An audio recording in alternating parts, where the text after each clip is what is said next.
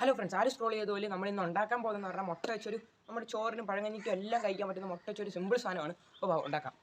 നമ്മളിവിടെ 2 മുട്ട എടുത്തിട്ടുണ്ട്. അതൊന്ന് പൊട്ടിച്ചൊഴിക്കാം. അത് കഴിഞ്ഞൊരു 1/4 സവാളയും കൂടെ ചെറുതായിട്ട് അരിഞ്ഞത് ഇട്ട് കൊടുക്കാം. പിന്നെ ഒരു പച്ചമുളകും ചെറുതായിട്ട് അരിഞ്ഞത്, പിന്നെ ഒരു 1/2 ടീസ്പൂൺ മുളക് പൊടി അതുകൂടി ഇട്ട് നല്ലോണം ഒന്ന് കലക്കിയെടുക്കാം. കലക്കിയെടുത്ത് കഴിഞ്ഞാൽ ഒരു 1/2 ടീസ്പൂൺ ഉപ്പ് കൂടി ഇട്ട് അതുകൂടി ഇട്ട് നല്ലോണം ഒന്ന് കലക്കാം.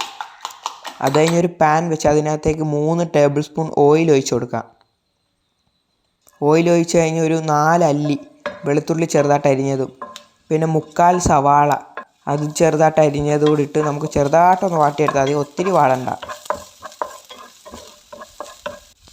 അതൊന്ന് വാടി വരുമ്പോഴത്തേക്ക് 1/4 ടീസ്പൂൺ ഉപ്പ് അതുകൂടി ഇട്ട് നല്ലോണം ഒന്ന് ചെറുതായിട്ടൊന്ന് വാട്ടിയെടുത്താൽ മതി. അത് കഴിഞ്ഞ് നമുക്ക് കറിവേപ്പില ചെറുതായിട്ട് പിച്ചിയും കൂടി ഇട്ട് കൊടുക്കാം. അത് കഴിഞ്ഞ് 1/4 ടീസ്പൂൺ മഞ്ഞൾപ്പൊടി, 1/2 ടേബിൾ സ്പൂൺ മുളക് പൊടി, 1/4 ടേബിൾ സ്പൂൺ ചിക്കൻ മസാലയും കൂടി ഇട്ട് നമുക്ക് ചെറിയ ഫ്ലെയിമിലിട്ട് നല്ലോണം ഒന്ന് അതൊന്ന് ചെറുതായിട്ട് അതിൻ്റെ പച്ചമണം പോകുന്ന വരെ ഒന്ന് വാട്ടിയെടുക്കാം.